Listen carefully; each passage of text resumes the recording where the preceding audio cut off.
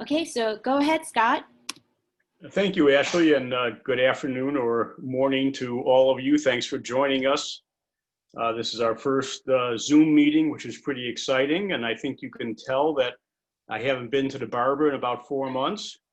I apologize for that, but the hair salons here in Illinois did just open a couple of weeks ago, but I thought I'd let others go first and test it out for me before I take that big step. As Ashley said, we do have a lot to talk about in terms of what we've been doing since we last met about 2 months ago. We've been very active at the federal level to try to get help to providers to meet their virus-related costs. So let me sort of go through all the things we've been up to. I believe when we last met, I had mentioned that we were in the process of preparing a position paper to submit to members of Congress on the needs of providers during the pandemic. And about a week after our last meeting, we did finalize that paper, and Ashley sent it out to, I think, over 250 members of Congress, both the Senate and the House, Republicans and Democrats. We sent it to leadership in both houses. We sent it to all the members of the committees of jurisdiction, those dealing with appropriations and dealing with Medicaid. And then we went about trying to set up calls with as many members of Congress who'd be willing to talk to us. And in April and May and continuing on through now, we've had calls with, I've lost count with how many, but with a large number of members of Congress, again, both on the House side, on the Senate side, Democrats and Republicans. After we sent that memo out, we started having our phone calls. We did see that there were two bills of serious concern to us that were introduced, one in the Senate, one in the House. The Senate bill sponsored by Senator Casey, the House bill sponsored by Representative Dingell of Michigan. And what concerned us about those bills is that they really nicely defined the problem that providers were facing, and they provided an appropriate type of relief. That is, they increased the federal share of Medicaid and told states that they needed to pass that increased federal share on to providers to meet their virus-related costs. But the problem with both of those bills is they only covered home and community-based settings. They carved out of that bill completely ICFs. And so we wrote letters to all the sponsors of those bills on the House side and the Senate side, pointing out the problem. And then we pushed very hard to have phone calls with all those offices to explain our concern. And we did reach and get a hold of and talk to a large number of those folks. And as we explained our concern, you know, it became clear, as is often the case, that a lot of members of Congress signed on to these bills without really understanding what was in there and what was not in there. And when we explained how they're missing thousands of men and women across the country living in ICFs who are facing the same challenges of those living in HCBS settings, they got it. And it's, you know, the kind of argument that I love to have when I was practicing law, because it makes itself. It's so obvious that they're discriminating and treating a certain segment improperly, unnecessarily. And so it's a very easy argument to make. It's a very easy argument for folks to grasp.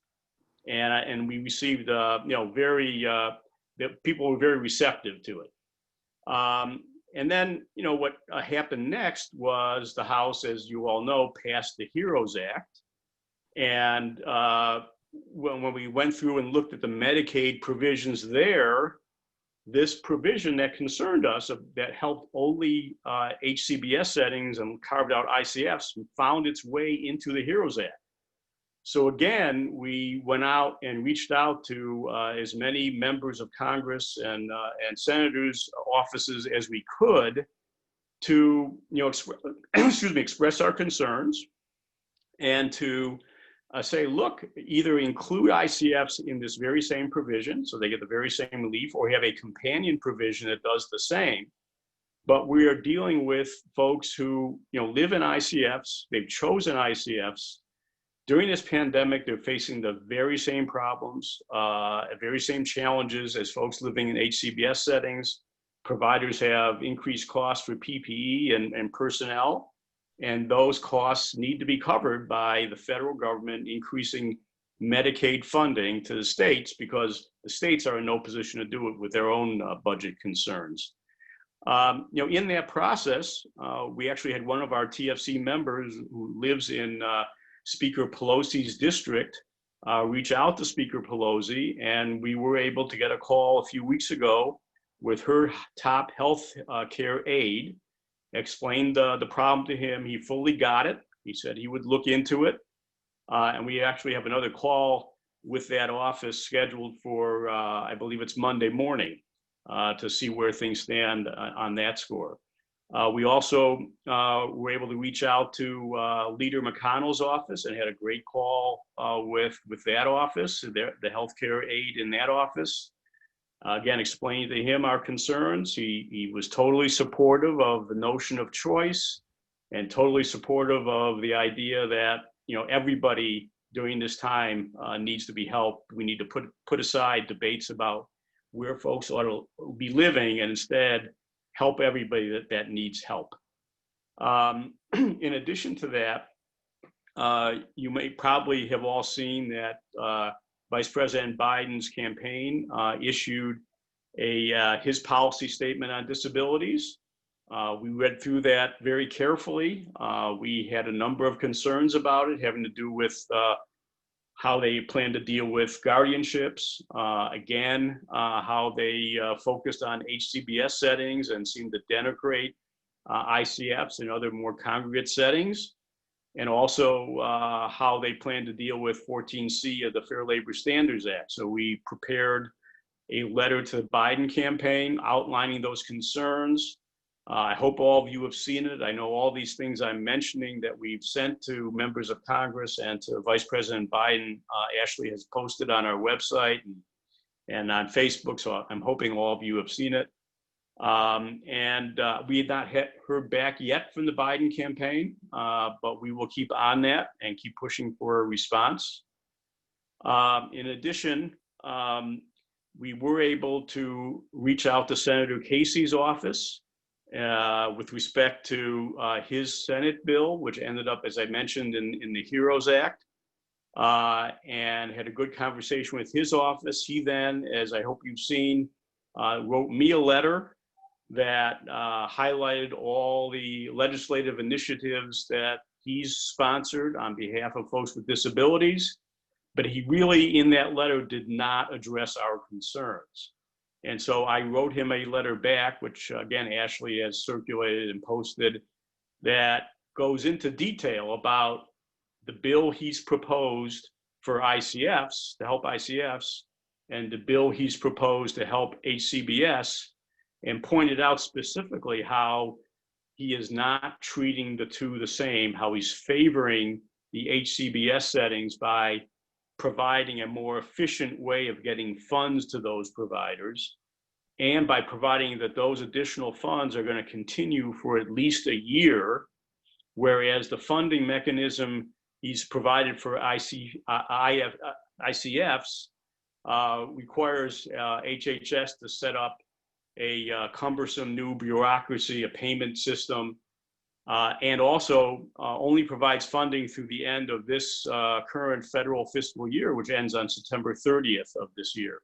Whereas we all know that this pandemic is going to go on much longer than that.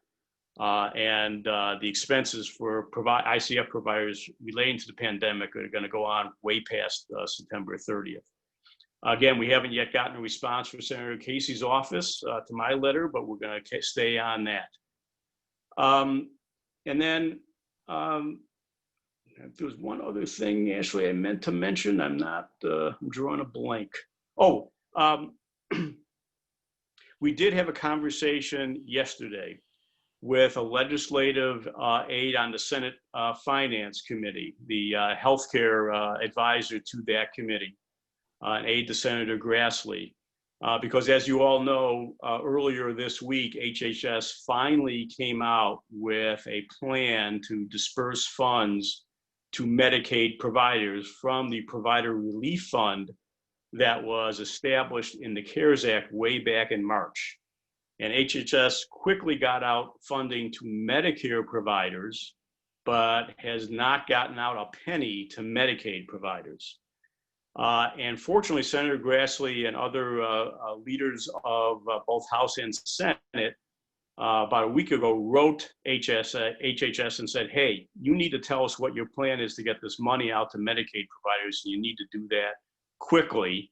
So HHS came out with its plan, and essentially the plan provides for Medicaid providers to provide information about their Medicaid revenues to HHS, so HHS can develop how much to send to each provider. And what HHS said is its formula is going to be essentially to pay providers 2% of their Medicaid revenues to cover virus-related costs.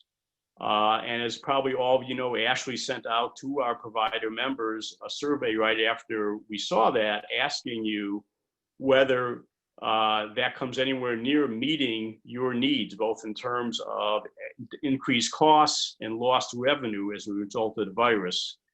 And many of you responded, and it was clear, which is what we suspected, which is 2% does not come close to cutting it. The lowest estimate we got from a provider was like 9% represented their lost revenue or increased costs. But many of you said your lost revenue or increased costs were in the mid-teens, even into the 20% level. So we expressed that to the Senate Finance Committee aide, and he said he's been hearing that from lots of folks as well.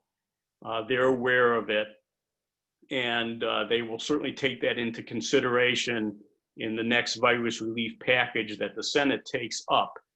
But when we asked him when we thought we might be seeing something from the Senate side, he said it looked to him like it wouldn't be until toward the end of July before the Senate came up with its own bill.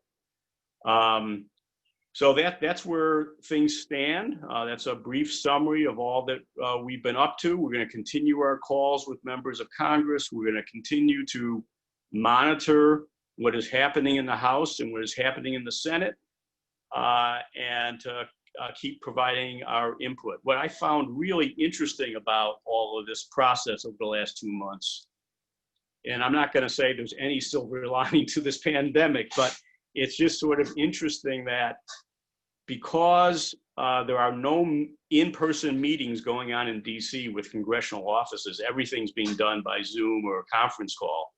It really has put us on a level playing field with everybody else who's reaching out to members of Congress. And we have been able, as I mentioned, to get a great deal of time with lots and lots of congressional offices, which would have been much more difficult for us to do in normal times. You know, we would have been camping out in Washington for weeks to actually accomplish what we've been able to do virtually. So that's I found very, very encouraging and very interesting. And it may well be something that obviously carries on after the pandemic is over. As we all know, there may be a lot more virtual meetings, virtual employment, all sorts of things that are being done by computer and by phone. And that really does, level the playing field in a lot of interesting ways. So with that, one other thing you actually asked that I mentioned to you, and that is that, it is membership renewal time for Together for Choice. And Ashley's going to be sending out to all of you your membership renewals. We hope that you found what we're doing valuable and useful. And we really encourage you to renew your membership. Obviously, if you're able to make some additional contributions, that would be great. We do have expenses that we need to incur in order to carry on this work, and we can only do it through your generous support. So with that, I'd like to turn it over to you, the rest of this meeting, to either ask questions of me or to exchange ideas and questions with each other.